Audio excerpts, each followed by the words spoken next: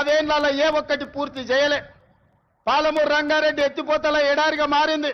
కల్వకుర్తి ఆగిపోయింది.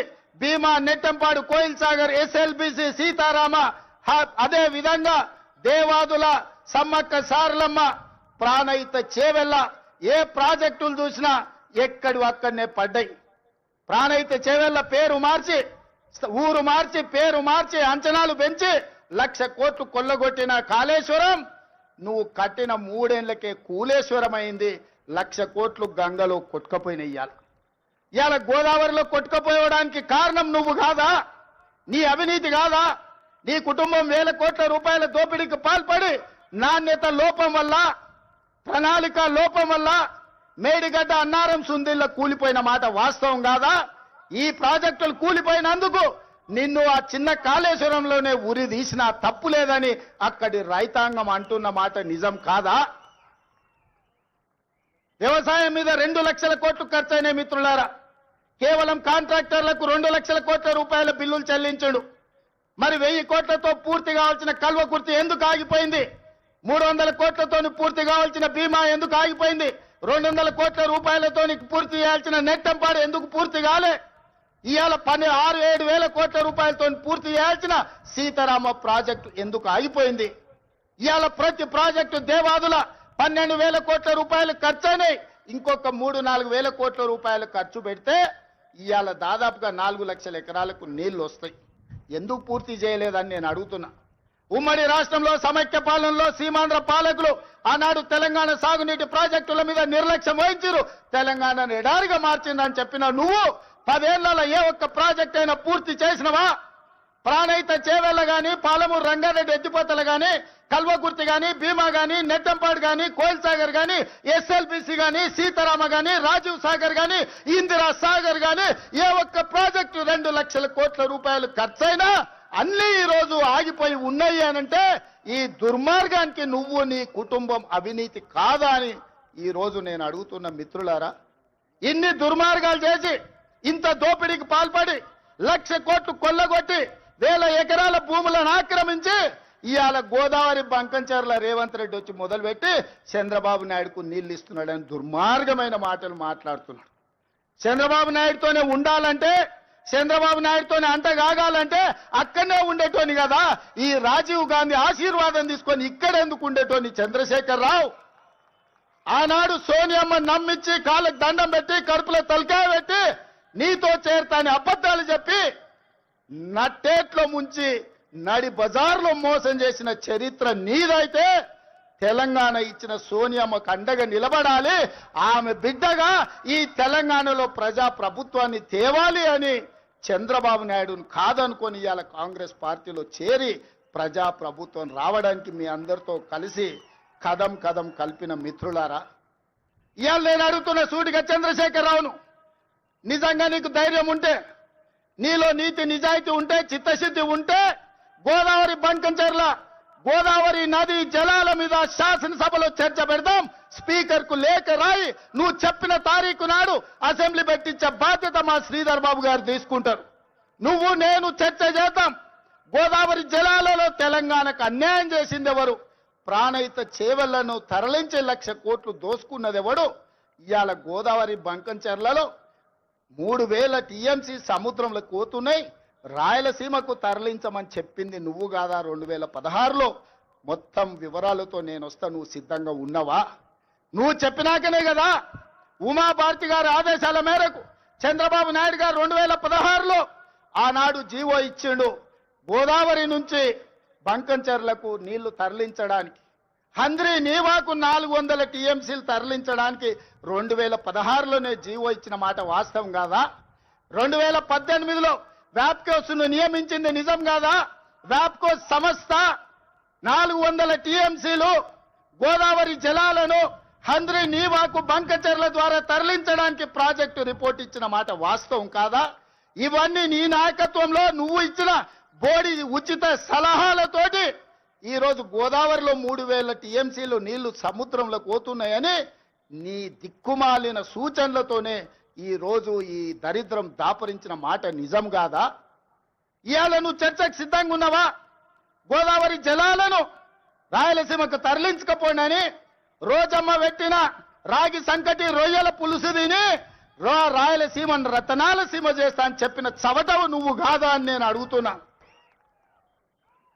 నీకు జీవితం ఇచ్చి నీకు బతకడానికి నీడనిచ్చి నిన్ను ప్రజాప్రతినిధిగా చేసి తెలంగాణ ముఖ్యమంత్రిని చేసిన తెలంగాణని ఎడారిగా మార్చి వందలాది గోదావరి టీఎంసీల నీళ్లను రాయలసీమకు తరలించమని చెప్పింది నువ్వు కాదా?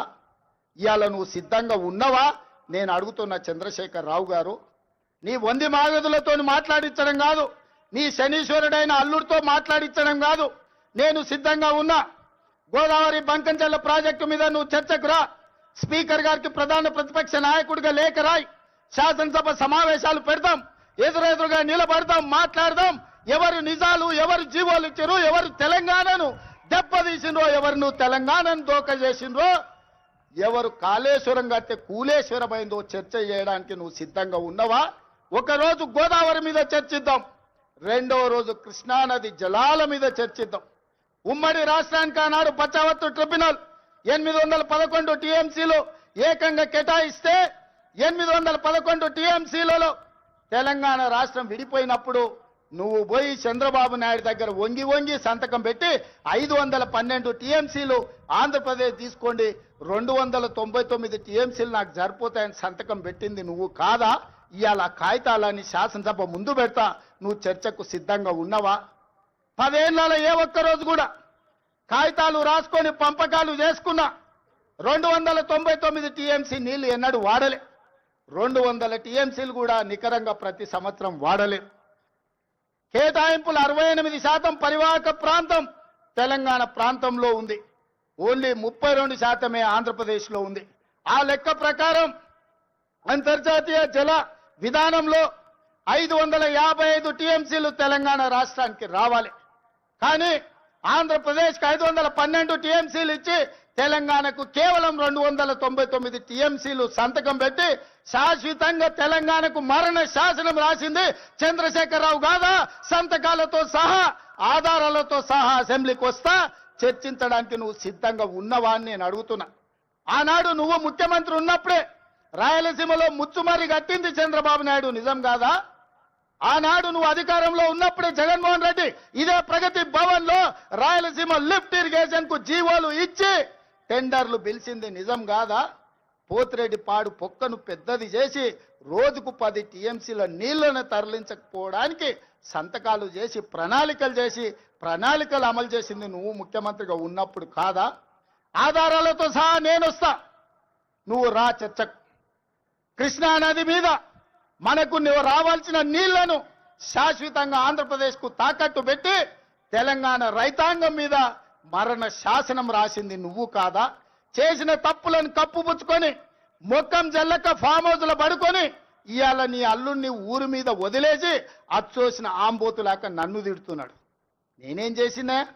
నేను వచ్చినాక సీతారామక్క నీటికి 65 టీఎంసీల కేటాయింపులు తీసుకొచ్చిన. ఇవాళ సమ్మక్క సారలమ్మ ప్రాజెక్టు నీటి కేటాయింపుల కోసం మోడీతో కొట్లాడుతున్నా. నువ్వు వదిలేసిన తుమ్మిడి ఏటిని ఇవాళ ఎట్లయినా కట్టి ఆ తుమ్మిడి ఏటి ద్వారా శ్రీపాద ఎల్లంపల్లి శ్రీరామ్ సాగర్ కు నీళ్లు తెచ్చి ఈ రోజు ఉత్తర తెలంగాణను సస్యం సామలం చేయాలని నేను ప్రయత్నం చేస్తున్నా. నువ్వు ఆపేసిన పాలమూరు కావచ్చు, నువ్వు ఆపేసిన కల్వకుర్తి కావచ్చు, నువ్వు వదిలేసిన నెట్టంపాడు కావచ్చు, నువ్వు నిర్లక్ష్యం వహించిన బీమా ప్రాజెక్టులను పూర్తి చెయ్యాలని ఈ రోజు నేను నిరంతరం ప్రయత్నం చేస్తున్నా. నీ తప్పిదాలను కప్పిపుచ్చుకోవడానికి ఎవడు చెప్పిండంటే ఆయనకు, నీకిగా సంజీవిని గోదావరి జలాలే అని, సచ్చినోని బతికిచ్చేది గోదావరి జలాలే అని. అసెంబ్లీ అప్పుడు అధికారం పోయింది, పార్లమెంట్ అప్పుడు డిపాజిట్లు పోయినాయి, 0 వచ్చింది. శాసన మండలికి వచ్చే వరకల్లా పోటీ చేయడానికి అభ్యర్థులు దొరకలేదు. తెలంగాణలో పార్టీ చచ్చిపోయింది, సచ్చిన పాము. ఆ సచ్చిన పాము ఈరోజు గోదావరి జలాల సెంటిమెంటుతోని ఇవాళ మంటలు పెట్టి తెలంగాణలో పార్టీ మళ్ళీ బతుకుతుందట. ముందుగాల చూసిరానికి అల్లుని పంపించినాడు, ఎట్లున్నదో చూసిరాపో నేను మళ్ళీ వస్తా అని. ఎట్లకెళ్ళి వస్తావు? తెలంగాణ రైతాంగం అంతా ఎడ్డోళ్ళు అనుకుంటున్నావా, గుడ్డోళ్ళు అనుకుంటున్నావా చంద్రశేఖరరావు? అందుకే ఇవాళ తెలంగాణ రైతాంగం పక్షాన నేను ఈరోజు ఆనాటి ముఖ్యమంత్రికి ఈరోజు నేను సవాలు విసురుతున్నా. మీరు స్పీకర్ గారికి లేఖ రాయండి, శాసనసభ సమావేశాలను ఏర్పాటు చేద్దాం. గోదావరి జలాల మీద ఒకరోజు, కృష్ణా నది జలాల మీద ఒకరోజు చర్చ పెడదాం. గోదావరి జలాలను తరలించకపోమ్మన్నది ఎవరు? రాయలసీమను రతనాల సీమ చేస్తానది ఎవరు? ఈ రోజు సంపూర్ణంగా చర్చలు చేద్దాం. నేను తప్పు చేసినట్టు ఒక్క కాగితం చూపించినా, నేను మా ఉత్తమ్ కుమార్ రెడ్డి గారు ఆంధ్రప్రదేశ్ ప్రణాళికలు రచించినప్పుడే కేంద్ర ప్రభుత్వానికి ఫిర్యాదు చేసినాం. కేంద్ర ప్రభుత్వానికి చెప్పొచ్చినాం గట్టిగా, మీరు వాళ్ళకు సహకరిస్తే సుప్రీంకోర్టులో కలుసుకుందాం, మీ సంగతి వాళ్ళ సంగతి అక్కడ తేలుస్తామని చెప్పొచ్చింది మేము. మా చిత్తశుద్ధిని నువ్వా ప్రశ్నించేది? 10 ఏళ్ళు ఈ రాష్ట్రాన్ని దోసుకొని తెలంగాణను ఎడారిగా మార్చి ప్రాజెక్టులన్నిటిని పడావు పెట్టి ఈ రోజు నువ్వు ఫామ్ హౌస్లో పడుకున్న నువ్వు ఈ ప్రజా ప్రభుత్వాన్ని నిందిస్తావా? అందుకే మిత్రులారా, మళ్ళొక్కసారి చెప్తున్నా మీడియా మిత్రుల ద్వారా చంద్రశేఖరరావు గారికి నేను సూటిగా సవాలు విసురుతున్నా. గోదావరి బంకంచెర్ల మీద పూర్తి స్థాయిలో చర్చ చేద్దాం. మీరు స్పీకర్ గారికి లేఖ రాయండి. మీరు ఏ తారీఖు నాడు పెడితే ఆ తారీఖు నాడు మా ప్రజా ప్రభుత్వం చర్చలకు సిద్ధంగా ఉంది. ఆధారాలన్నీ నేను తీసుకొని వస్తా. తెలంగాణ ద్రోహులెవరో, గోదావరి జలాల దొంగలెవరో శాసనసభలోనే తేలుస్తాం. నీకు నీ అల్లునికి చిత్తశుద్ధి ఉంటే చర్చకు తీసుకొని రా, అప్పుడు మాట్లాడదాం తప్ప అబద్ధాల ప్రచారంతోని ప్రజల్ని మభ్యపెడతామంటే ఈడెవడు ఊరుకునేవాడు లేడు. అప్పుడంటే పెద్ద మనిషి జానారెడ్డి గారు నీతో ఎందుకులే అనుకున్నాడు. ఇప్పుడు అట్లాంటి పరిస్థితి ఏం లేదు. రా, వస్తే చెప్తా శాసనసభలో నీ సంగతి. అందుకే మిత్రులారా, ఇవాళ నేను ఒక్కటే మాట చెప్పదలుచుకున్నా. వ్యవసాయం దండగ కాదు, వ్యవసాయం పండుగ. రైతు రాజును చేయడమే మా లక్ష్యం. ఈ రైతుల కోసం ఎంత దాకైనా ఎవరితోనైనా కొట్లాడతాం. ఈ తెలంగాణ రైతాంగానికి వ్యవసాయాన్ని లాభసాటిగా చేసే వరకు మా ప్రభుత్వం అండగా నిలబడుతుంది. ఈ రైతాంగ ఆశీర్వాదం ఉన్నోడే రాజు అవుతాడు. ఈ రైతులు తిరస్కరించినోడు ఎవడైనా రావణుడు అవుతాడు. అందుకే రావణాసురుడు అయిపోయి ఫామ్ హౌస్ లో నిద్రపోతున్నాడు. ఇవాళ రైతును రాజు చేసే ప్రభుత్వం ఈ వేదిక మీద ఉన్నది. ఇంత మంచి కార్యక్రమాన్ని ఏర్పాటు చేసి తెలంగాణ రైతాంగంతో మాట్లాడడానికి అవకాశం కల్పించిన వ్యవసాయ శాఖ, ఆర్థిక శాఖకు మనస్ఫూర్తిగా కృతజ్ఞతలు తెలియజేస్తూ, నెక్స్ట్ ఈ అసైన్మెంట్ కంప్లీట్ అయింది. భట్టి గారు ఏదో విరామం తీసుకుందాం అనుకుంటున్నట్టున్నాడు. భట్టి గారికి విరామం లేదు. రాజీవ్ యువ వికాసం వారు ప్రకటించారు. రాబోయే రోజుల్లో రాజీవ్ యువ వికాసమే మన ఛాలెంజ్. నెక్స్ట్ రాజీవ్ యువ వికాసాన్ని ముందుకు నడిపించి యువకులను ఆదుకునే ప్రణాళికలు సిద్ధం చేసుకొని మీ ముందుకు వస్తాం. మీ ఆశీర్వాదం పొందుతాం. ఇంతకు ముందే నేను గాంధీ భవన్లో ఒక మాట చెప్పిన. 94 నుంచి 2004 2 సార్లు టీడీపీ అధికారంలో ఉంది. 2004 నుంచి 2014 వరకు కాంగ్రెస్ పార్టీ 2 సార్లు అధికారంలో ఉంది. 2004 నుంచి 2023 వరకు 2 సార్లు టీఆర్ఎస్ అధికారంలో ఉంది. 2023 నుంచి 2033 వరకు 2 సార్లు మనమే అధికారంలో ఉంటాం. ఈ 10 ఏళ్ళు వ్యవసాయాన్ని పండుగ చేస్తాం. మీరు అండగా ఉండాలి, ఆశీర్వదించాలి. మిమ్మల్ని అందరినీ గుండెల్లో పెట్టి చూసుకునే బాధ్యత కాంగ్రెస్ పార్టీ సోనియమ్మ తీసుకుంటుందని తెలియజేస్తూ మీ అందరి దగ్గర సెలవు తీసుకుంటున్న మిత్రులారా.